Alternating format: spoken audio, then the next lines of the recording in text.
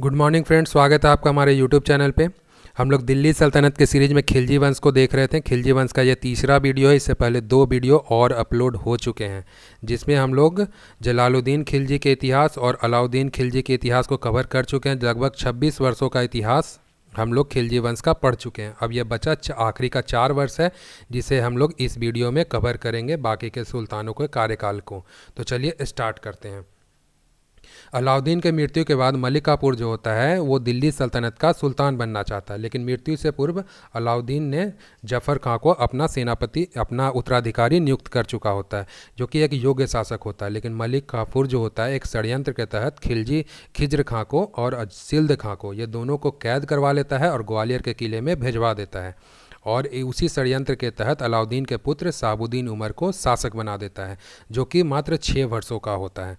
और काफूर के संरक्षण में यह दिल्ली के गद्दी पर बैठता है और काफूर जो होता है स्वयं ही सत्ता का उपयोग करने लगता है, खुद ही सत्ता को चलाने लगता है, जो कि तुर्की सरदारों को एक बिल्कुल भी पसंद नहीं आता है। और तुर्की सरदारों ने विद्रोह किया, बहुत ही व्यापक स्तर पर विद्रोह होता है, जिसमें मलिक काफूर की हत्या कर दी जाती है मुबारक खिलजी के द्वारा। यह सुल्तान का पुत्र था मुबारक खिलजी, जो कि दिल्ली पे नायब ममकिलात के पद पर आसीन होता है। और सुल्तान रहता है शहाबुद्दीन उमर, जो मात्र 35 दिनों के लिए सुल्तान बनता है, खिलजी वंश का तीसरा शासक। 35 दिनों के बाद इसे अपदस्थ कर कर मुबारक खिलजी दिल्ली सल्तनत का सुल्तान बनता है, जो 1316 से लेकर 1320 ईस्वी तक दिल्ली सल्तनत पर शासन करता है। कुतुबुद्दीन मुबारक खिलजी के नाम से दिल्ली सल्तनत की गद्दी पर बैठता है और इसने स्वयं को खलीफा घोषित कर दिया होता है, जो ऐसा करने वाला दिल्ली सल्तनत का एकमात्र सुल्तान था।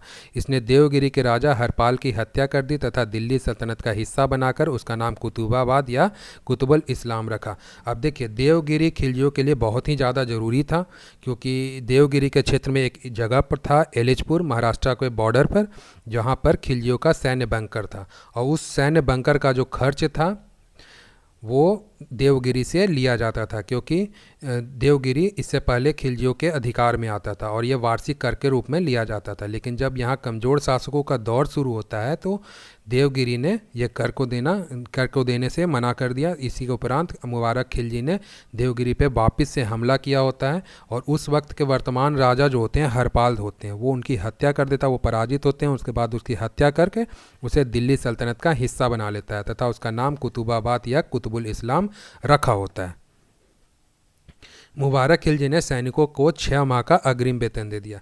जबकि पिछले में हम लोग वीडियो में हम लोग अलाउद्दीन खिलजी के इतिहास को जब पढ़ रहे थे तो उसमें हम लोगों ने देखा था कि अलाउद्दीन खिलजी ने सैनिकों का वेतन कम किया होता है, साथ ही बाजार नियंत्रण नीति को सख्ती से लागू किया होता, ताकि जिससे सैनिकों की सुविधा बढ़ जाए और बैलेंस में उसकी सेना काम कर सके। साथ ही विद्वानों एवं महत्वपूर्ण व्यक्ति की ली गई जागीरों को अलाउद्दीन मुबारक खिलजी जो होता है वो लौटा देता है। अलाउद्दीन के टाइम पे जो विद्रोह होते हैं उस विद्रोह के दमन के लिए कई एक नीतियाँ बनाता है अलाउद्दीन।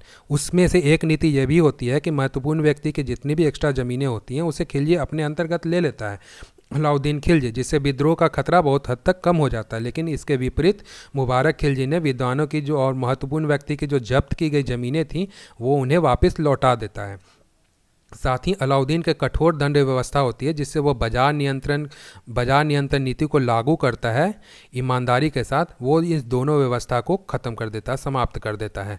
और उस वक्त भी देखो तो अलाउद्दीन के मृत्यु के बाद दक्षिण भारत में जो भी क्षेत्र होते हैं वहाँ पर बाजार नियंत्रण नीति उतनी सख्ती से लागू नहीं होता है। तो नतीजा यही होता है कि साम्राज्य का जो अर्थव्यवस्था होती है वो कमज़ोर पड़ जाती है और मुबारक खिलजी जो होता है वो नग्न स्त्री और पुरुषों के बीच समय बिताने लगता है। बर्नी इतिहासकार ने लिखा है कि वो कई एक बार वो नग्न अवस्था में ही दरबार में पहुंच जाता है, जिससे के कारण दरबारियों को कई एक बार शर्मिंदा भी होना पड़ता है और ये काफ़ी भोग विलास में भी लिप्त रहने लगता है, जो इसके पतन का कारण बनता है। मुबारक खिलजी के शासनकाल के दौरान खुसरो शाह होता है जो मुबारक खिलजी का सेनापति होता है, जो प्रभाव में आता है। क्या होता है भाई, तो ये नायब ममकिलात के पद पर आसीन होता है और ये जो नायब ममकिलात का जो पद होता है उस पर अंतिम स्थापित होने वाला जो सरदार होता है वो खुसरो शाह ही होता है। इसके बाद इस पद को समाप्त कर दिया जाता है। तो यहाँ पर आप लोग हमें कमेंट में ये बताएंगे कि नायब ममकिलात का पद किसके कार्यकाल में शुरू हुआ था और इस पद की क्या गरिमा थी। कमेंट में आप लोग हमें लिखकर बताएंगे।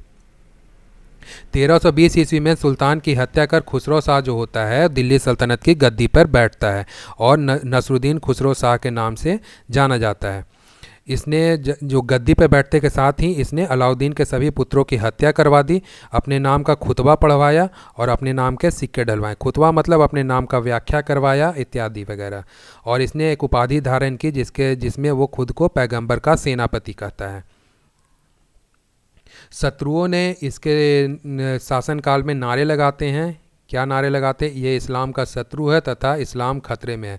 नतीजा होता है कि नसरुद्दीन खुसरो शाह के टाइम पे एक बहुत बड़ा विद्रोह होता है और जिसके तहत इसकी सत्ता जो होती है कुछ माह में ही समाप्त हो जाती है।